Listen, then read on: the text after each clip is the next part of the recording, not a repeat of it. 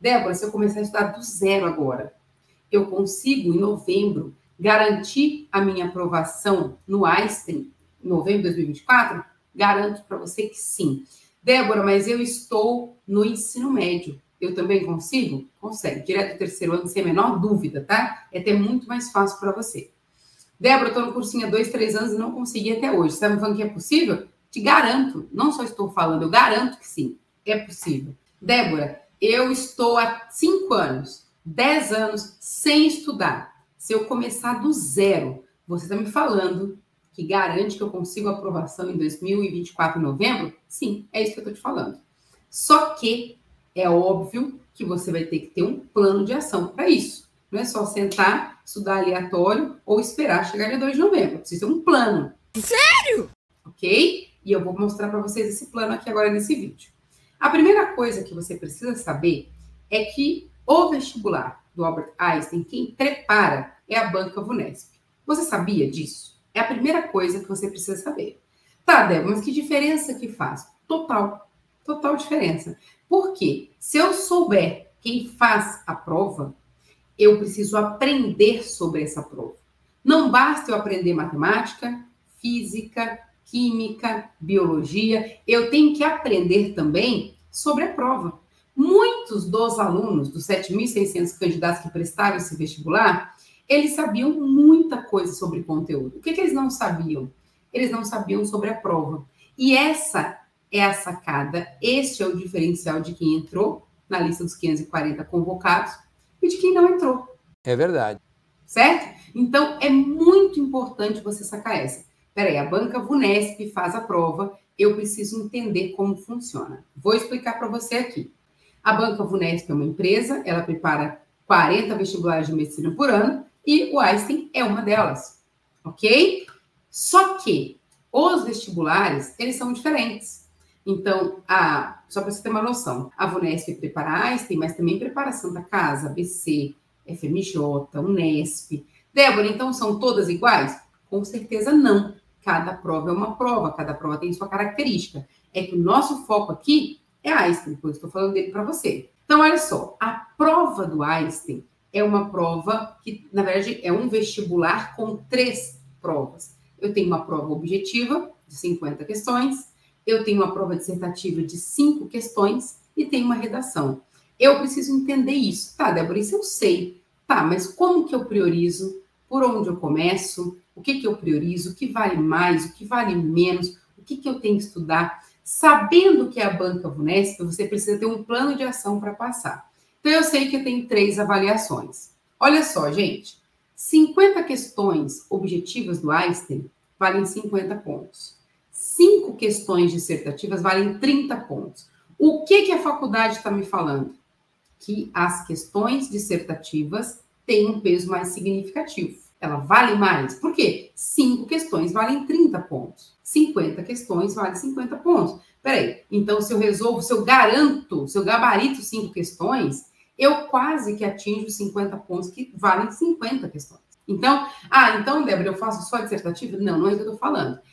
O que eu quero te mostrar é que a prova dissertativa é um diferencial dos aprovados. E que se você ignorar esse fato, você não vai passar.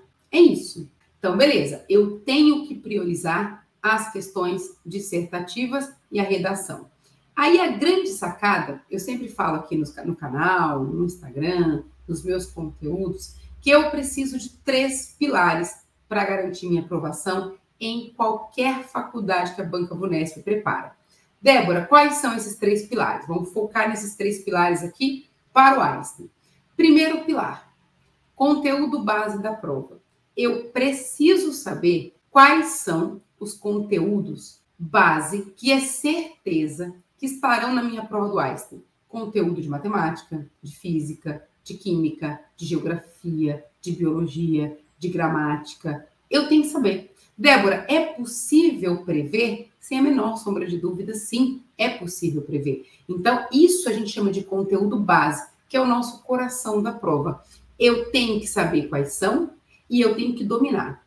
E a gente consegue prever esse conteúdo. Se você errar conteúdo base no final de 2024, você não merece passar. Porque eu estou te avisando que é possível prever um ano antes. Eu estou te falando que é possível prever esse conteúdo. Então, você tem que arrasar nesse conteúdo.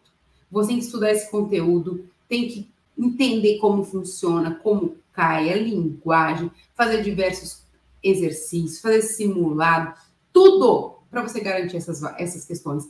Este conteúdo você não pode errar. Se você é um aluno que vai passar, se é um aluno que decidiu que vai passar, este conteúdo você não pode errar. Tudo bem? Esse é o primeiro pilar. E é o primeiro pilar que precisa ser executado para os alunos que vão passar. Tem muitos alunos que começam a estudar aleatório, estudam um pouco de tudo, estuda edital, faz prova antiga, tudo jogado. Gente, o aluno que estuda um pouquinho de tudo, aluno que estuda edital, aluno que já estuda prova anterior, ele não vai passar. E você provavelmente conhece um monte de gente que faz isso e que não passou. Ou talvez você fez isso e não passou. Entende? Então, primeiro pilar, garanta o conteúdo base, que é possível prever.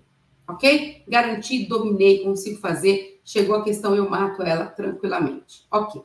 Segundo pilar, a Banca Vunesp tem subbancas. Tem a Banca Vunesp que prepara a prova do Einstein, tem a Banca Vunesp que prepara a prova da Santa Casa, tem a Banca Vunesp que prepara a prova da Unesp, certo? Então, existem ali as subbancas. Dentro dessa banca grande, desse macro, existem ali os grupos que preparam esses vestibulares.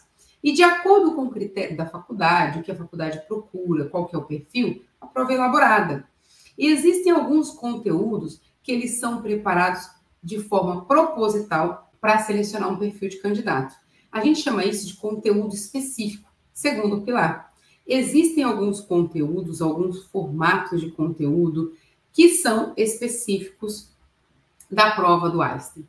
Então, se for cair, vai cair desse jeito, porque eu quero detectar se o candidato tem determinadas habilidades. Então, eu quero que o candidato que vai entrar nessa faculdade tenha determinadas habilidades. Então, tem conteúdos específicos que vão selecionar ou tentar, da melhor maneira possível, selecionar esse perfil. Então, segundo pilar, conteúdo específico. Débora, é o mesmo conteúdo específico todo ano? Não. Existe um leque, uma quantidade de conteúdos que são específicos do Einstein. Tem como prever qual deles vai cair em cada ano? Não. Então, o que tem que ser feito?